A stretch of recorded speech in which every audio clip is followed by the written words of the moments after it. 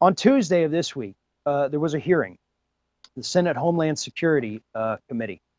They brought in, let's see, it was Executive Associate Director for ICE, Matthew Albence, and Acting Deputy Commissioner for Customs and Border Protection, Robert Perez, where they asked them about the Trump administration's indefinite detention, basically, of migrant children.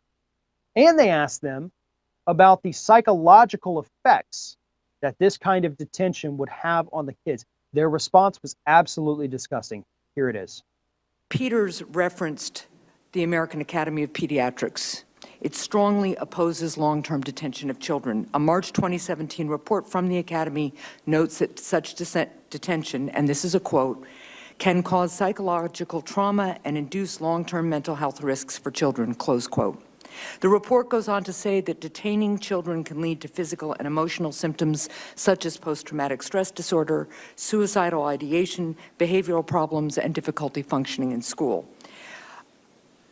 I'm going to ask both Mr. Albence and Mr. Perez just to clarify your answer to Senator Peters. Are you aware of that report from the American Academy of Pediatrics? First, Mr. Albence.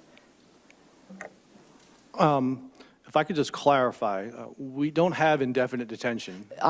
My question is, are you aware of that report from the American Academy of Pediatrics? I think I've seen media reports on that report. Okay.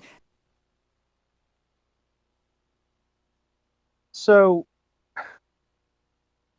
he says, I think I've seen media reports on that thing. The other guy actually said he wasn't aware, didn't know it existed, had no idea something like that could happen. So I, honest to God, don't know which is worse. The guy who says, yeah, I knew about it, or the guy who says, oh, I had no idea.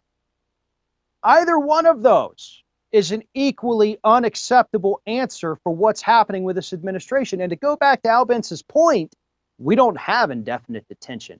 Well, the Flores settlement says you don't have indefinite detention. You can only hold them for 20 days by themselves, then you have to reunite them. That's true.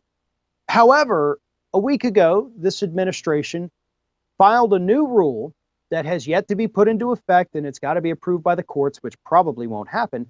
But it basically scrapped the entire Flores settlement from 1997. They want to indefinitely detain children. They filed the rule to do it. So for him to sit there and say, we don't have that, is an absolute lie, because the administration that he works for just tried to get it done. Furthermore, we know that they're actually tripling the size of at least one child detention facility right outside of El Paso, Texas. And we know that the contracts that they gave out from the federal government for these private companies to come in and build and maintain and staff these detention facilities, those run for the next 4 years. You don't up the size of your child prisons. You don't give somebody a contract to run it for 4 years if you're not planning on using it. And I think that's a part of the story too many people have missed, is that contractor angle. Some contractors have a 6-year contract to build more of these detention facilities. Yeah, Trump announced earlier in the summer he was going to stop the family separation. We find out now today an additional 1,500 migrant children have been lost or misplaced. They're not ending it. They're not pulling it back. They're not scaling it back. They're not stopping it. They're still doing it today. They plan on still doing it tomorrow. And as long as this man is in office, they're going to keep doing it until they get told by the Supreme Court that they can't. You can follow me on Twitter at Farron Balanced. You can also find me on YouTube, youtube.com/TheRingOfFire. I am Farron Cousins, and for David Pakman, we'll be right back. I'm pleased to tell you that today's show is underwritten by BetterHelp.com/Pakman.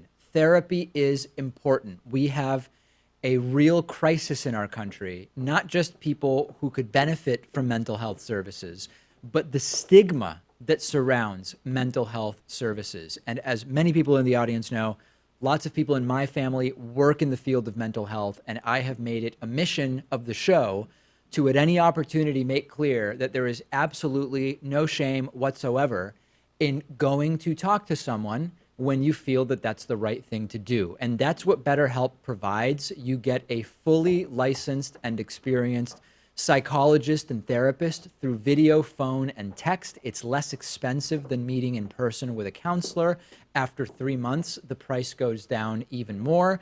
But you get the same professional service that you would from going into somebody's office, and you also get unlimited access. You can speak to a counselor every day if you want. Signing up is easy. You go to betterhelp.com/Pakman, fill out a questionnaire. They will pair you with a therapist that works for you, but you're always able to switch to somebody else if there's a better fit available.